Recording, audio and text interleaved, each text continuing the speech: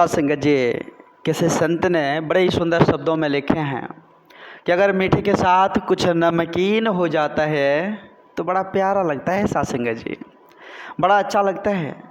ठीक उसी प्रकार से सुख दुख होते हैं। संत महापुरुष कहते हैं दुख के बारे में, ये दुख एक जिद्दी मेहमान की तरह हुआ करता है मालिक। ये जरूर आएंगे, आपके घर आएंगे, हमारे घर आएंगे। अगर हम दरवाजे को बंद कर रखे हैं तो खिड़की से आ जाएंगे, खिड़की को भी बंद रखे हैं तो ये छप्पर फाड़ के आ जाएंगे। साथ संगत जी, लेकिन जरूर आएंगे।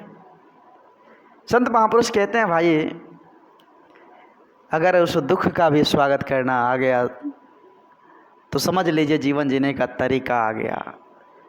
समझ लीजिए कि ज्ञान की समझ आ गया।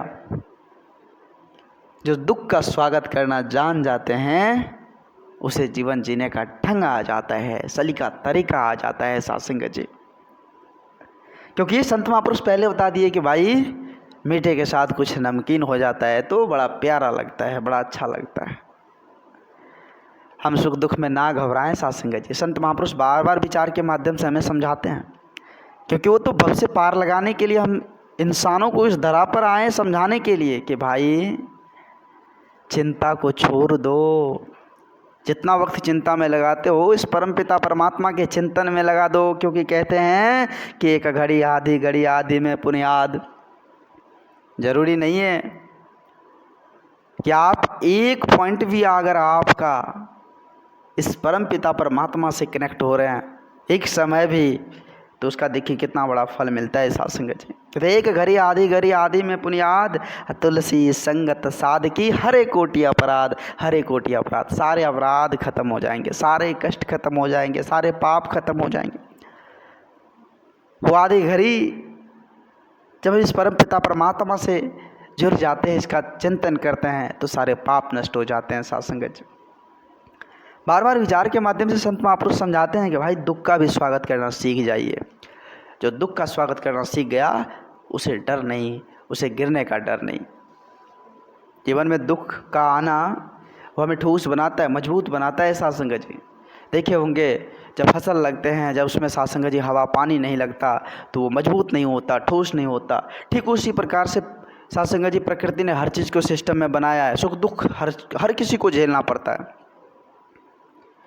वो फसल है, उसको साथ संगत जी हवा पानी नहीं लगा तो उस पर दाने नहीं बढ़े। ठीक उसी प्रकार से हमारा जीवन है, हम इंसान है। ये पंच तत्व का पुतला भी उसी प्रकार से है। जब इसमें साथ संगत जी सुख दुख नहीं आएगा तो ये ठोस कैसे बनेगा,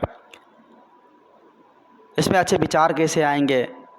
इंसान कहते हैं ना साथ संगत जी, कभी कभी देखे होंगे किसी इंसान को कोई ठोकर जब लगता है तो वो संभल जाता है। तो ये सुख दुख साथ संगत जी संभलने के लिए, इंसान को अच्छे रास्ते अच्छे पथ को अपनाने के लिए हैं। कहते हैं परमात्मा की बनाई हुई हर चीज़ है। हम सभी जानते हैं कि परमात्मा ने हर चीज़ को सिरजा है, हर चीज़ को बनाया है। तो सुख दुख भी उसी के हाथ में है मालिक। अगर हम इस सुख दुख का स्वागत करना जान रहे हैं तो वाकई में साथ संगत जी आप महान हैं, आप महान हैं। कहते हैं कि मुझे गम भी उनका अजीज है, मुझे गम भी उनका अजीज है, क्योंकि दिव्य तो मालिक की हर चीज़ है। करण करावन हार तो मालिक है, सब कुछ तो मालिक के हाथ में है ना। मेरा क्या है, ये पांच तत्व का पुतला, ये ठठरी, ये मिट्टी का धन, एक ना एक दिन मिट्टी में मिल जाएगा। मेरा क्या है साथ संगत जी, एक सुई का टुकड़ा भी साल जानी नहीं है। संत महापुरुष बार बार कहते हैं अरे भाई, इंसान के जीवन में उतार चढ़ाव आते रहता है। संत महापुरुष कहते हैं कि उतार चढ़ाव से घबरानी नहीं है। कभी सुख का आना, कभी दुख का आना, ये लगा रहता है, पर परिवर्तनशील है। तो इसमें घबरानी नहीं है, संयमता रखनी है, परमात्मा पर विश्वास रखनी है, क्योंकि पूर्ण विश्वास ही हमें हर स्थिति हर परिस्थिति से बाहर निकाल देता है। इस परम पिता परमात्मा का नाम जप करना, सुमिरन करना, इससे अगर कनेक्ट रहेंगे तो कोई बाल बांका नहीं हो सकता। साथ संगत जी, हम करते क्या हैं, जरा सा दुख आया परेशान हो गए, परमात्मा को कोसने लगे, परमात्मा को उल्टा सीधा कहने लगे। कैसे बात बनेगी, परमात्मा तो हंसते होंगे। देखो भाई, थोड़ा सा टेंशन क्या हो गया, भगवान को ही उल्टा सीधा कहना स्टार्ट कर दिया।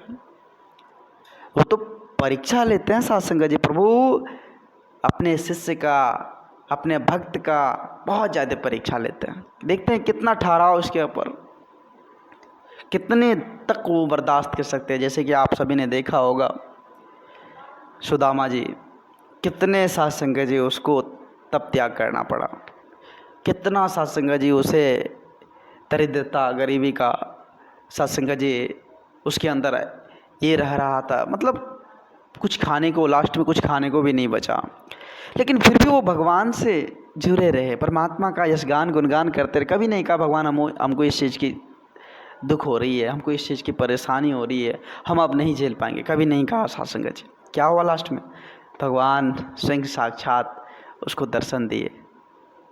और भगवान ने सत्संग जी जब उसको बोले कि बोलो क्या चाहिए, भगवान श्री कृष्ण उससे पूछे कि क्या चाहिए बोलो, तो उन्होंने पहले क्या कहा कि हमें कुछ नहीं चाहिए, अगर देना ही है मोहन, देना ही है कृष्ण, मेरे दोस्त, मेरे भगवान, तो सबसे पहले हमारे गांव वासी, गांव के लोग को दे दो,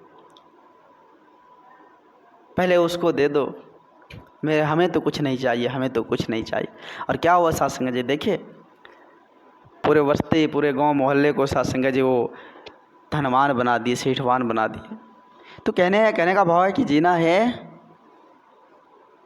तो दूसरों के लिए जी कर देखो, अपने लिए तो सभी जीते हैं। बार बार विचार के माध्यम से कहते हैं ना सत्संग जी, जीना है तो अपने लिए भाई तो सभी जीते हैं, दूसरों के लिए जी कर देखो कितना मज़ा आता है।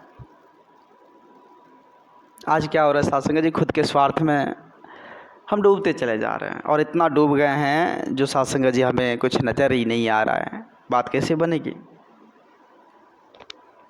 आज सत्संग जी इस लोभ मोह माया अहंकार की परत इतनी मोटी होती चली जा रही है कि सत्संग भजन का जहाँ भी देखे होंगे सत्संग जी, हमारे गांव मोहल्ले में जब सत्संग होता है तो सत्संग में बहुत धीरे से किसी का पैर उठता है, और वही सत्संग की जगह कोई और सत्संग जी सांसारिक प्रोग्राम रख दिया जाए तो वहाँ तो पैर रखने का भी जगह नहीं, क्योंकि सत्य बात सत्संग जी हर किसी को पसंद नहीं, और लिखा भी है सत्संग जी हर किसी को हरि चर्चा नहीं शोभता, ये प्रमाण है, शास्त्र में लिखा हुआ है।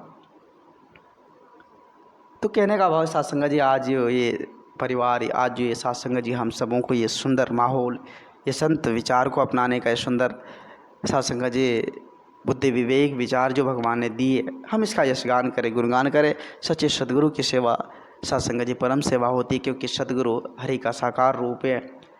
सत्संग जी सदगुरु की सेवा हरि की सेवा है। हम सच्चे सदगुरु के वचन विचार को अपना कर, सत्संग जी सदगुरु की सेवा तो वही हुआ करता है, अगर हम उसके विचार को अपना रहे हैं, सदगुरु के वचन को मान रहे तो बहुत बड़ी सेवा है। हम उस सेवा को अपना कर अपने जीवन का कल्याण करें, अपने जीवन का कल्याण करें। दास अधिक शब्दों का सहारा नहीं लेगा, दास माफ़ी चाहेगा, दास को माफ़ करना, अपने श्री चरणों से जोड़े रखना। सत्संग जी प्यार से कहना जी, धन निरंकार जी।